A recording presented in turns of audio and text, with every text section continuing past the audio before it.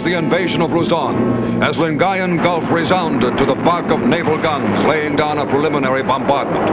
Jap fighter planes are fought off, but not without damage to our invasion fleet, for an LST receives a mortal hit.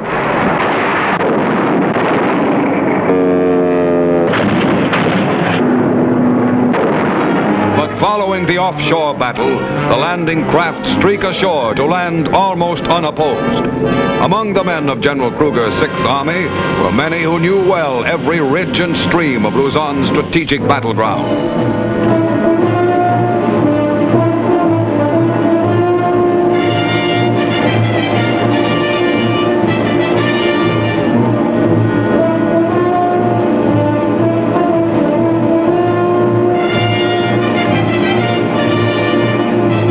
Equipment piles up for the push inland.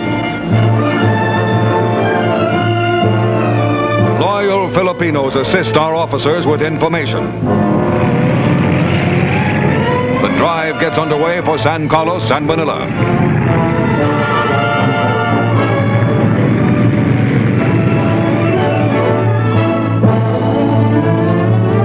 Another spearhead moves by water to Dagupan, where welcoming natives already fly the American flag in gratitude for their deliverance. After 3 long years, this American territory is once more in American hands.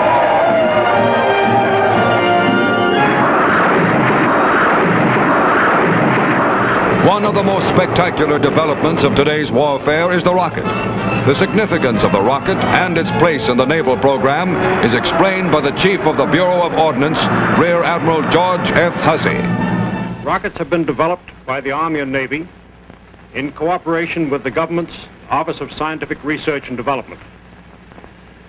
Although rockets are one of the oldest forms of firepower, experiments which led to the development of the modern types began in 1940, and research expenditures reached $3 million per month. At its peak, production will total approximately $100 million monthly and will utilize the services of nearly 500 plants. The Beach rocket, with which amphibious craft are equipped, carries the wallop of a 105mm shell.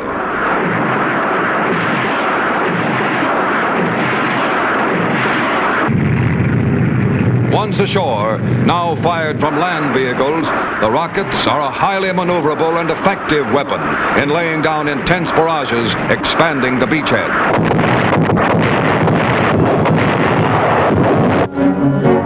Having no recoil, rockets do not require heavy installations and therefore lend themselves to air attack. In fact, experience has shown that rockets are more accurate when fired from a plane, as seen in these slow-motion pictures, than when fired from the ground.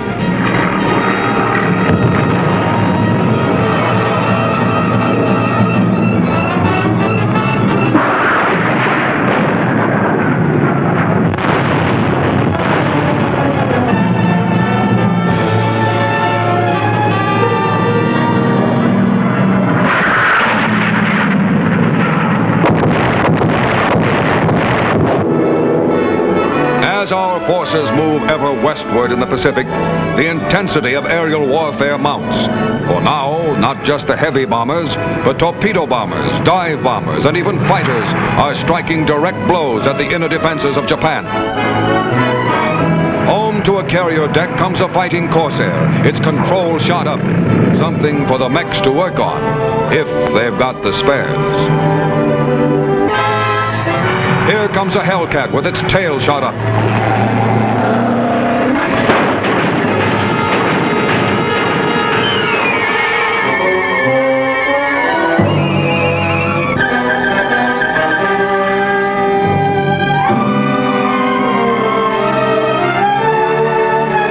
The pilot is saved, but another Hellcat will be needed.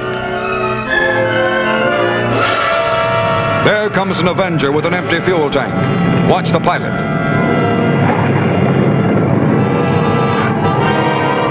Brother, that was close. But not everyone is as lucky. This TBM got back, but there isn't much, but it took the life of his gunner.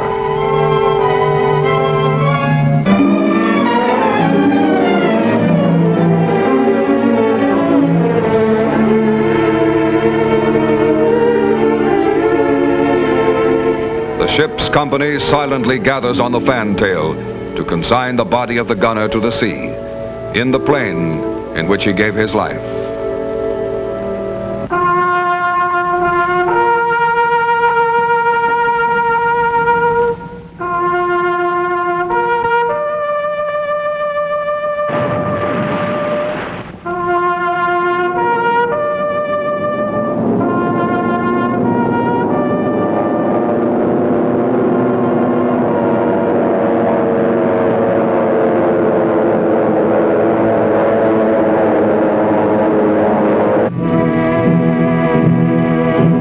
This is a story of the waste of war, of the waste of time, effort, manpower, materials. The story of our defeat in China. The stones for this airfield were brought by hand from a riverbed 5 miles away. The workers were identified by an indelible stamp on their wrists. There were 70,000 of them employed in the building of this one airfield.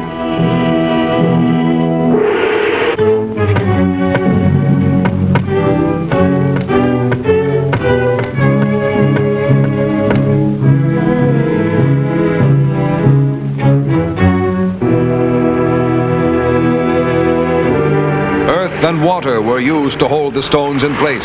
They didn't have cement. The water was pumped by age-old methods. They leveled off the runways of stone, then packed them down with a 10-ton roller. The roller was pulled by 200 people. Manpower and woman power did the jobs of horsepower in building the airfields in China. Everything had to be flown in over the hump. Every gallon of 100-octane gasoline traveled thousands of miles by sea and air.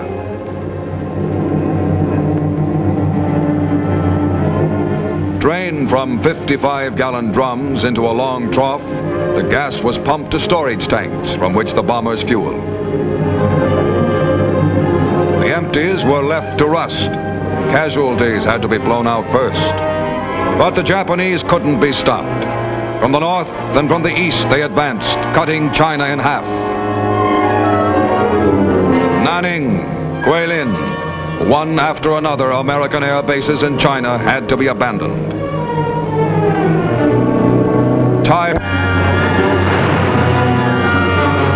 The labor of 70,000 workers went up in smoke.